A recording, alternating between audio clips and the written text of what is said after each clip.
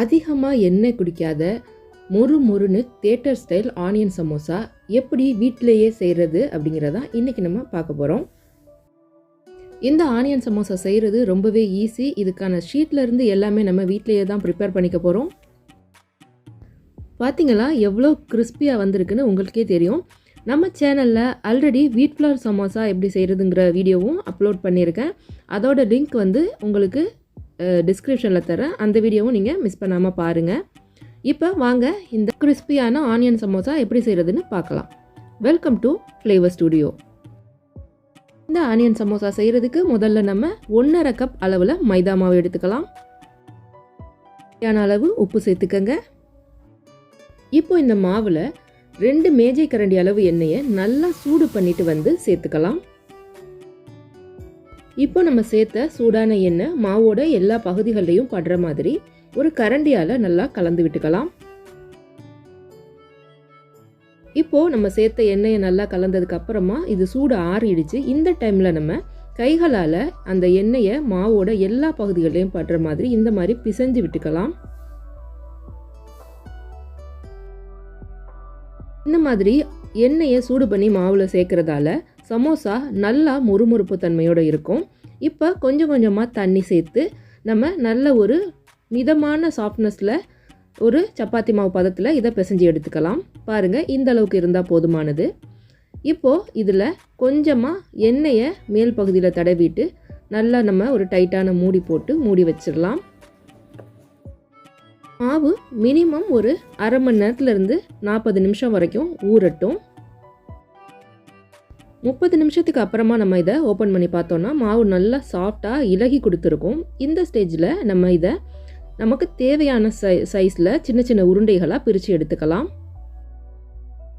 இப்போ நான் உருட்டி எடுத்திருக்க சைஸில் நீங்கள் உருண்டைகள் பிடிச்சிக்கிட்டிங்கன்னா நார்மலாக நம்ம எல்லா வீடுகள்லையும் இருக்கக்கூடிய தோசை தவாவில் போட்டு எடுக்கிறதுக்கு கரெக்டான சைஸில் நமக்கு ஷீட் கிடைக்கும். இப்போது இந்த உருண்டைகளை லைட்டாக மாவு தூவி சின்ன சைஸில் இந்த அளவுக்கு நம்ம தேய்ச்சி எடுத்துக்கலாம். பார்த்திங்கன்னா தெரியும், இந்த திக்னஸில் நம்ம ஆல்ரெடி தேய்ச்ச மாவில் வச்சு பார்த்தோன்னா ரெண்டும் ஒரே அளவில் இருக்கணும். பாருங்கள், ஒன்று மேலே ஒன்று வைக்கும்போது ஒரே சைஸாக இருக்கணும். இந்த மாதிரி ஒன்று மேலே ஒன்று வச்சு அடுக்குனா ஒரே மாதிரி இருக்க மாதிரி எல்லா மாவையும் நம்ம சேம் சைஸில் தேய்ச்சி எடுத்துக்கலாம். இப்போ நம்ம ஒரு சப்பாத்தி மேலே லைட்டாக ஆயில் அப்ளை பண்ணிவிட்டு கொஞ்சமாக மாவு தூவி எடுத்துக்கணும். உங்ககிட்ட ப்ரஷ் இல்லைன்னா நீங்கள் கைகளாலேயே கூட எண்ணெயை நல்லா அப்ளை பண்ணிக்கலாம். எண்ணெய் தடவிட்டு இந்த மாதிரி மாவு தூவுறதால ஒன்று மேலே ஒன்று நம்ம லேயர் வச்சு அடுக்கிட்டு தேய்க்கும் போது ஒட்டாமல் அந்த சமோசா ஷீட் பிரித்து எடுக்கிறதுக்கு ரொம்ப ஈஸியாக வரும். இப்போது வீடியோவில் காட்டியிருக்க மாதிரி ஒன்று மேலே ஒன்று வச்சு ஆயில் அப்ளை பண்ணிவிட்டு மாவு தூவிக்கோங்க. கடைசி லேயர் மேலே மட்டும் நீங்கள் எண்ணெய் தூவிடக்கூடாது. பாருங்கள், எல்லா சைடும் சமமாக இருக்குது. இந்த ஒன் சைடு மட்டும் கொஞ்சம் எக்ஸஸாக இருக்கு இல்லையா, அதை நான் கத்தி வச்சு வெட்டி எடுத்துட போகிறேன். இப்போ நம்ம ஒன்று மேலே ஒன்று வச்சு லேயராக அடுக்கின சப்பாத்திகளை திரும்ப நம்ம நல்ல ஒரு தின் லேயராக தேய்ச்சி எடுத்துக்கணும். ரொம்ப அழுத்தம் கொடுத்துடாதீங்க, அப்புறம் ரொம்ப ஒன்றோட ஒன்று ஒட்டிக்கும். ரொம்ப மெதுவாக நல்லா ஒரு ரொம்ப அழுத்தம் கொடுக்காம நீங்கள் நல்லா தேய்ச்சி எடுத்துக்கோங்க. இந்த மாதிரி ஒரு திக்னஸில் தோசை தவாவை லைட்டாக சூடு பண்ணிவிட்டு சிம்லையே வச்சுக்கோங்க. அதில் நம்ம தேய்ச்சி எடுத்த சமோசா ஷீட்டை சேர்த்துருங்க. 2 சைடும் ஒரு ஃபியூ செகண்ட்ஸ் மட்டும் விட்டுட்டு அந்த பக்கமும் இந்த பக்கமும் மாற்றி மாற்றி விட்டு திருப்பி விட்டுக்கோங்க. லைட்டாக எல்லா லேயர்லையும் சூடு பரவுனா போதும். ரொம்ப உள்ளே வேகணும் அப்படிங்கிற அவசியம் கிடையாது. நல்லா அந்த ஹீட் உள்ளே அப்சார்ப் ஆனதுக்கப்புறமா அந்த லேயர் ஒன்று ஒன்றா பிரிக்க வந்துடும் ஆட்டோமேட்டிக்காக. அதுக்காக தான் நம்ம இந்த ப்ராசஸ் பண்ணுறோம். ஒருவேளை உங்களுக்கு இந்த மாதிரி ஒன்று மேலே ஒன்று அடுக்கி லேயராக வச்சு தேய்ச்சி எடுக்கிற ப்ராசஸ் கஷ்டமாக இருந்தது அப்படின்னா மட்டும் நீங்கள் நம்ம சின்ன சின்ன உருண்டைகளாக பிரித்தோம் இல்லையா, அதை தனித்தனியாகவே நல்லா எவ்வளோ மெல்லிசாக தேய்க்க முடியுமோ தேய்ச்சிட்டு அதை தோசை தவாவில் போட்டு 2 பக்கமும் இந்த மாதிரி லைட்டாக வாட்டி எடுத்துக்கலாம். பார்த்திங்கன்னா தெரியும், லைட்டாக 2 பக்கமும் கலர் சேஞ்ச் ஆயிருச்சு. இந்த ஸ்டேஜில் நான் பேன்லேருந்து எடுத்துட்டு உடனே அந்த லேயர்ஸை பிரித்து எடுத்துக்க போகிறேன்.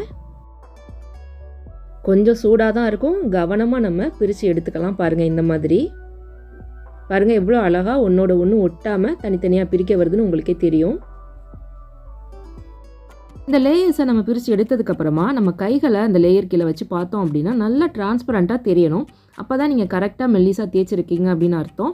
இந்த அளவுக்கு மெல்லிஸாக இருந்தால் மட்டும்தான் நம்மளுக்கு சமோசா நல்ல ஒரு கிறிஸ்பினஸோடு கிடைக்கும்.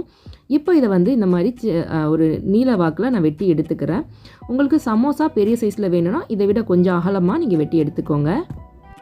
சமோசாவுக்கான வெங்காய ஸ்டஃபிங் நம்ம செஞ்சிடலாம். இதுக்கு மீடியம் சைஸ் வெங்காயம் ஒரு 5 எடுத்துகிட்டு நல்ல ஒரு திக்கான ஸ்லைசஸாக நான் கட் பண்ணி எடுத்து வச்சுருக்கேன். கடாயை சூடு பண்ணிவிட்டு ஒரு மேஜைக்கரண்டி அளவு மட்டும் எண்ணெய் சேர்த்துக்கலாம். 1/4 தேக்கரண்டி அளவு சீரகம் சேர்த்துட்டு கொஞ்சமாக 1 டீஸ்பூன் அளவு இஞ்சி பூண்டு விழுது நம்ம சேர்த்துட்டு வதக்கிக்கலாம். இப்போது இஞ்சி பூண்டு விழுது நல்லா பச்சை வாசனை போகிற அளவுக்கு வதக்குனதுக்கு அப்புறமா இதில் நம்ம நல்லா அரிஞ்சு வச்சுருக்க வெங்காயத்தை இதில் சேர்த்துட்டு நம்ம லைட்டாக வதக்கி எடுத்துக்கலாம். இப்போ இந்த வெங்காயத்தை நம்ம கொஞ்சமாக உப்பு சேர்த்துட்டு வதக்கிக்கலாம். ரொம்ப நேரம் நம்ம ஃப்ரை பண்ணணும்னு அவசியம் இல்லை. ஜஸ்ட் ஒரு கண்ணாடி பதம் வர்ற அளவுக்கு நம்ம இதை வதக்கி எடுத்துக்கிட்டால் போதுமானது. இப்போது வெங்காயம் லைட்டாக வதங்க ஆரம்பிச்சிருச்சு. இந்த ஸ்டேஜில் நான் 2 கொத்து கருவேப்பிலையை நல்ல நைஸாக அரிஞ்சு அதையும் நான் இதில் சேர்த்துக்க போகிறேன். உங்களுக்கு க்ரீன் சில்லி வேணும் அப்படின்னா அதையும் நீங்கள் இந்த ஸ்டேஜில் நல்லா ஃபைனாக சாப் பண்ணிவிட்டு சேர்த்துக்கலாம். நான் இன்றைக்கி பச்சை மிளகாய் எதுவும் யூஸ் பண்ணலை.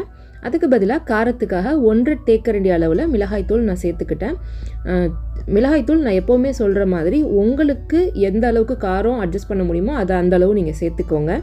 இப்போ இதில் 1/2 டீஸ்பூன் அளவு மல்லித்தூளும் சேர்த்துட்டு நான் நல்லா வதக்கிட்டு இந்த ஸ்டேஜில் நான் அடுப்பை ஆஃப் பண்ணிவிட்டு பாத்திரத்துலேருந்து உடனே மாற்றி வேறு ஒரு பவுலில் எடுத்து வச்சுக்க போகிறேன். ஏன்னா நமக்கு வெங்காயம் அதிகமாக வதங்கக்கூடாது. அப்போ தான் சமோசாவில் வந்து நம்ம சாப்பிடும்போது நல்லாயிருக்கும். இப்போது நமக்கு சமோசா ஷீட்ஸ் ரெடி ஆகிடுச்சு, ஆனியன் ஸ்டஃபிங்கும் ரெடி ஆகிடுச்சு. நம்ம சமோசாவுக்குள்ளே ஸ்டஃப் பண்ணிவிட்டு பொரிச்சு எடுக்க வேண்டியது தான். இப்போ நான் ஒரு மேஜைக்கரண்டி அளவு மைதா மாவு எடுத்துகிட்டு அதில் கொஞ்சமாக தண்ணி சேர்த்து நல்ல ஒரு திக்கான பேஸ்ட்டாக எடுத்துகிட்டு வர போகிறேன். நம்ம சமோசாவை மடிச்சுட்டு அதில் ஒட்டுறதுக்காக. இப்போது சமோசா ஷீட்ஸ் எடுத்துகிட்டு நான் வீடியோவில் காட்டியிருக்க மெத்தடில் நல்லா மடித்து அந்த மைதா மாவு பசை தடவி நம்ம ஒட்டிக்கலாம்.